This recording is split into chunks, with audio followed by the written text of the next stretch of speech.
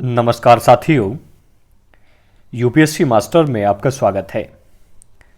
मित्रों, अभिलेखों से संबंधित इससे पहले 4 वीडियो आ चुकी हैं, जिनमें पहली में हमने चर्चा की है अभिलेख क्या हैं, दूसरी में चर्चा का बिंदु रहा है अशोक के प्रमुख अभिलेख कौन कौन से हैं, तीसरी में चर्चा का बिंदु रहा है प्रयाग प्रशस्ति, और चौथी वीडियो में हमने चर्चा की है जूनागढ़ अभिलेख पर।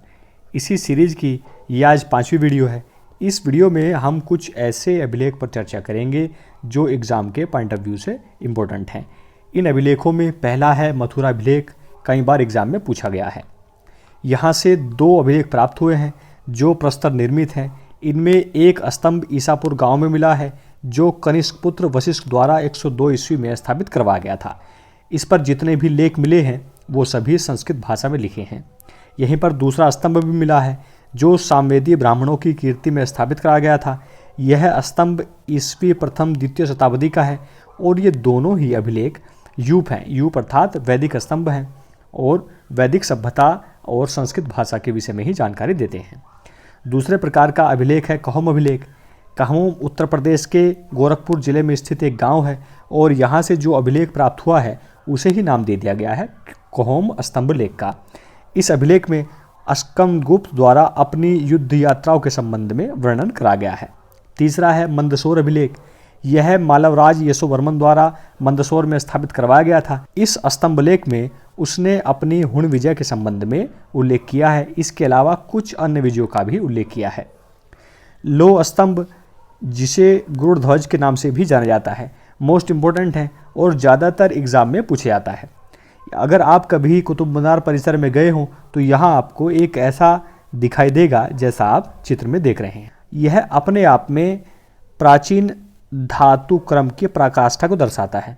मतलब यह है कि ये जिस मेटल से बना है उस मेटल पर आज तक जंग ही नहीं लगा है और ऐसा माना जाता है शायद ये अष्ट धातु है, इसी प्रकार की कोई धातु है।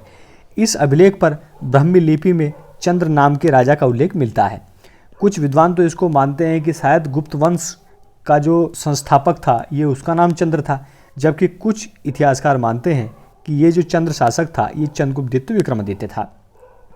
इसी स्तंभ लेख पर जानकारी मिलती है कि इस चंद्र नामक राजा ने पंजाब की 7 नदियों को पार किया था और वाल्हीकों को पराजित किया था।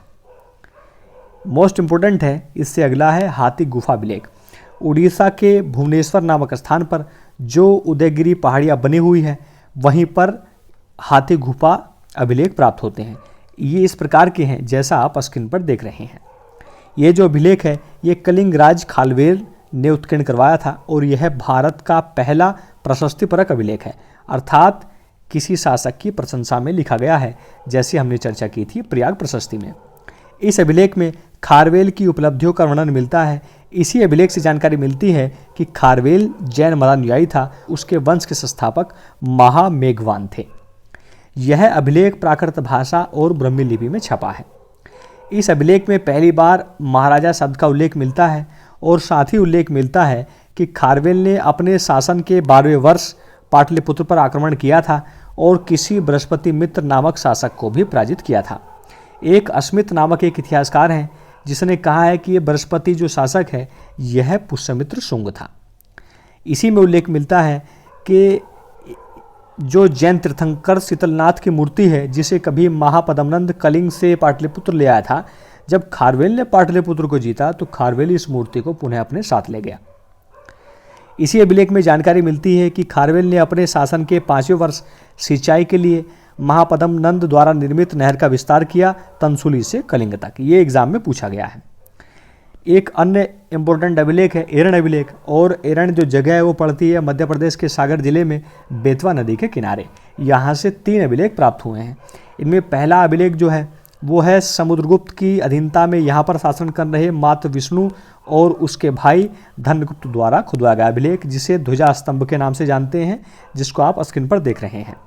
यह वर्तमान में कलकत्ता संग्रहालय में रखा गया है और इसे कभी कनिंघम द्वारा खोजा गया था। टूटी फूटी अवस्था में बचा है और जो भी बचा हुआ है उसमें कुछ पर तो समुद्रगुप्त के बारे में जानकारी मिलती है और कुछ पर बुद्धगुप्त के बारे में भी जानकारी मिलती है। इसी से पता चलता है कि पूर्वी मालवा भी कभी उसके साम्राज्य में शामिल था। इसमें कहा गया है कि बुधगुप्त की अधीनता में यमुना और नर्मदा के बीच के प्रदेश में महाराजा सुरश्मिचंद्र शासन कर रहा था। दूसरा एरण से एक अभिलेख प्राप्त हुआ है जिसको भानुगुप्त का अभिलेख कहा जाता है। यह 510 ईस्वी का है, मोस्ट इम्पोर्टेंट है। इस अभिलेख से जानकारी मिलती है कि यहाँ कभी एक युद्ध हुआ था और भानुगुप्त के साथ जो है उसका आमात्य गोपराज आया था, पर गोपराज की युद्ध में ही मृत्यु हो गई थी और उसकी मृत्यु के पश्चात इसकी पत्नी यहाँ पर सती हो गई थी। यह सती प्रथा का पहला पुरातात्विक साक्ष्य है और इसी वजह से इस एरण के दूसरे अभिलेख को सती का अभिलेख भी कहा जाता है। यहाँ से एक तीसरा अभिलेख प्राप्त हुआ है वराहमूर्ति के रूप में। ये जो है हुण शासक तोरमान का है और उसके प्रथम वर्ष की जानकारी को बताता है।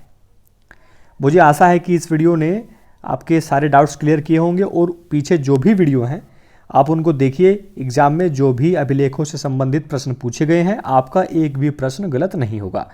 आप एक अभ्यास प्रश्न का उत्तर दीजिए। महाराजा शब्द का पहली बार उल्लेख किस अभिलेख में किया गया है? आपके विकल्प 4 इस प्रकार हैं। विकल्प ए प्रयाग प्रशस्ति, विकल्प बी हाथी गुफा अभिलेख, विकल्प सी एरण अभिलेख या विकल्प डी मथुरा अभिलेख। Thanks for watching. जय हिंद, जय भारत, महाशक्ति भारत।